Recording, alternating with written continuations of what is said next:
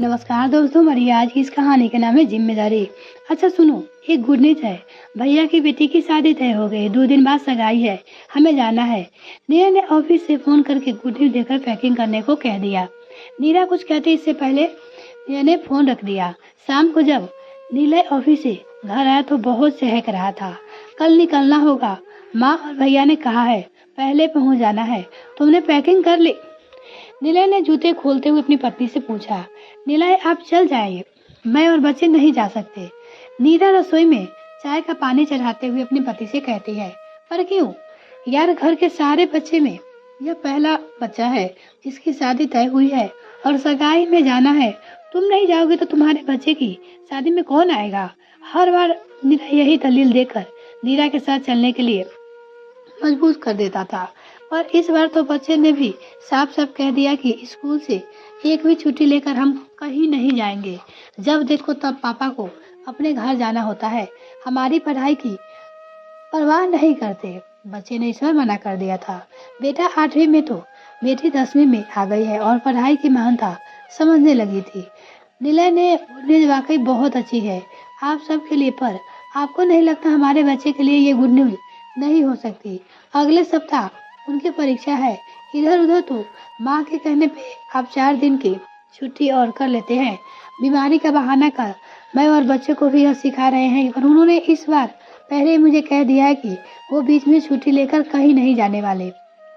नीरा ने अपने पति से कहा। नीरा के मना करने के बाद बच्चे ने भी साफ कह दिया कि हम ऐसे बीच में नहीं जा सकते। क्या है पापा, वो लोग एक सगाई बिखेर कर लेते हैं और हम जाकर ही आ जाते हैं, पर उधर जाओ दादी माँ के इमोशनल अत्याचार का विरोध कर नहीं सकते और फिर 2 दिन रुकना पड़ता है। बेटी ने कहा। निलय को तो जाना ही था, आखिर उसने घर का फंक्शन था।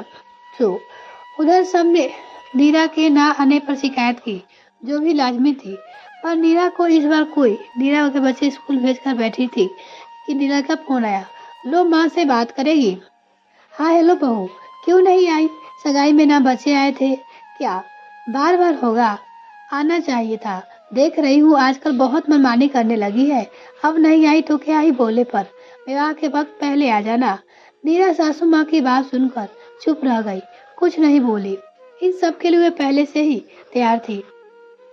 फोन रख वो सोचने लगी, आखिर मेरे साथ यह सब क्यों होता है?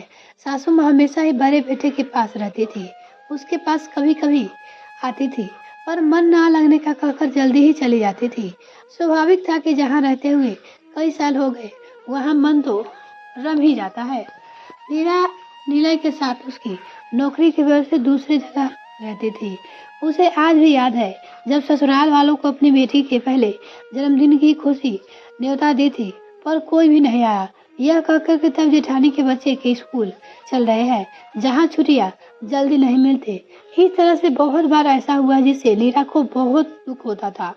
और इसके विपरीत निलय घर के हर छोटे फंक्शन पर, यहाँ तक कि त्योहार पे भी नीरा और बच्चों को जिद करके घर ले जाता था।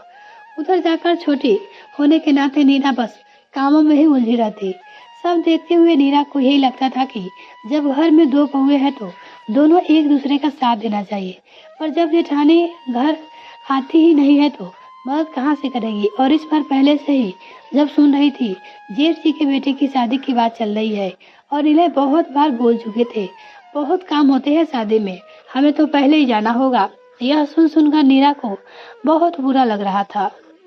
यह सब बातें सुनकर ऊपर से नीरा ने बातों बातों में जेठानी से कह भी दिया था कि इस बार बच्चों की पढ़ाई बहुत जरूरी है, जो भी मुहूर्त निकलवाएंगे वो परीक्षा के बाद ही का देखिएगा। पर यहाँ भी उसके नहीं चली। इन सब बातों में उसे इस गुड न्यूज में खुश होने की मौका ही नहीं दिया। नीलय जब आए तो नीरा पे बहुत गुस्सा करते हुए बोले, 2-3 दिन की बात थी, क्या ही हो जाता चली चलती तो। भाभी को अकेले कितना काम करना पड़ा, तुम रहते थे तो मदद कर देती। नीना, सही कह रहे हो तुम, आपके घर जाने के बाद मेरी हैसियत तो नौकरानी की ही होती है। भाई वो परी है, वो भी मेरी मदद कैसे कर सकती है? ये गुड न्यूज देकर आप मुझे ले जाना चाहते थे, उसके पीछे मनसा तो यही था कि आपके उधर जाकर वहाँ पे काम करो। कभी सोचा है वो लोग हमारे किसी गुड न्यूज पर क्यों नहीं शामिल होते? आप करिए उनकी जी हुजूरी। पर मुझसे उम्मीद मत रखिएगा। जैसे उनके बच्चे की पढ़ाई हमेशा महत्वपूर्ण रही है, मेरे लिए मेरे बच्चों की पढ़ाई महत्वपूर्ण है। आप जाकर करिए मदद। नीरा आज चुप न रह सकी और अपने पति से बोली। नीलय कुछ देर खामोशी से सब सुनता रहा। फिर ना जाने क्यों उसे इस बात का एहसास हुआ कि सच्ची तो कह रही है नीरा। माँ भी कभी भी हमारे जाने के बाद भाभी से नहीं कहती कि नीरा की मदद करने को। ऊपर से हर बार भाभी की तरफदारी करती और नीरा सच में वहां जाकर काम में लगी रह जाती। और इस बार जब शादी में जाएगी तो इसे भी ज्यादा काम नहीं करने दूंगा। सब मजे करते हैं और ये बेचारी नीरा अब से ऐसा नहीं होगा। उस घर की जिम्मेदारी दोनों की बराबरी की है। नीलय नीरा से बोला, देख लीजिएगा नीलय, नहीं तो शादी में भी शामिल होने का मेरा मन नहीं करेगा। सबकी गुड न्यूज होती है और मेरे काम की वजह से वो मेरे लिए बैड न्यूज बन जाती है। नीरा अपने पति ने ऐसे कहा, पक्का प्रॉमिस अब ऐसा नहीं होगा। नीलय नीरा को मनाते हुए कहा, दोस्तों जब भी घर में कोई फंक्शन होता है वाकई गुड न्यूज होता है, पर जब किसी के हिस्से बस जिम्मेदारी आए तो इस गुड न्यूज पर कैसी प्रतिक्रिया करेगा, ये गुड न्यूज कैसा रहेगा। यह कहानी आपको कैसी लगी कमेंट सेक्शन में जरूर बताइएगा। हमारी नेक्स्ट कहानी के नाम है बर्दाश्त। अब यह सब बर्दाश्त नहीं कर सकती। हर समय तुम्हारी मम्मी के ताने से परेशान हो गई हो। कहते कहते मीरा साहिल के सामने रो पड़ी। नहीं कर सकती तो जो चाहो करो, जहाँ चाहो जाओ, मैं भी रोज रोज के चीख चीख से तंग आ गया हूँ। चीखता हुआ साहिल कमरे से बाहर निकल गया। मीरा रोती रही पर कोई भी उसका हाल जानने तक नहीं आया। सास ससुर बाहर टेलीविजन पर मैच देख रहे थे। मीरा सोच रही थी कि इस आदमी के लिए उसने जीवन में बेशकीमती 4 साल बर्बाद कर दिया। अपने परिवार के विरुद्ध जाकर मीरा ने साहिल से शादी की थी। पापा को साहिल पसंद नहीं था। उससे भी ज्यादा उनका कहना था कि इतनी पढ़ाई करने के बाद भी मीरा को अपने पैरों पर खड़ा होना चाहिए था। पर मीरा की आंखों पर तो साहिल के प्यार की पट्टी ऐसे बंधी थी कि ऐसे कुछ नहीं दिखाई दे रहा था। उसे तो बस साहिल के साथ रहना था। अच्छा खासा पुश्तैनी कपड़े का व्यवहार था। छोटा परिवार था तो फिर भी क्या करना था। पापा को बहुत समझाया कि पढ़ाई यूं बर्बाद मत करो, कुछ नहीं, अपने अस्तित्व अपने सम्मान के लिए कुछ करो। यह समय निकल जाएगा तो पछताने के सिवा कुछ नहीं रह जाएगा। पर सब बेकार हुआ। मीरा ने साहिल से शादी कर ली। कुछ ही दिनों में मीरा का सामना सच से हो गया। साहिल की माँ बहुत ही कठोर स्वभाव के साथ पैसों की लालची भी थी। उनके हिसाब से उनका बेटा कौड़ियों के भाव में बिक गया। बिना दान दहेज के बहू ले आया था। दिन रात में तानों से मीरा का जीना मुश्किल कर दिया था और साहिल के प्यार का रंग भी उतर गया था, जो शादी से पहले उसके आगे पीछे घूमता था। उसे जरा ही परेशान नहीं देख पाता था। अब उसे मीरा के साथ बात करना भी अच्छा नहीं लगता। हाँ, उसके शरीर पे घाव जरूर देता जो मीरा को रूख ही घायल कर देता। अब वो अपनी मम्मी की बातों में आकर उसे ताने मारने लगा था। ससुर कुछ कहते तो दोनों को चुप करा देते।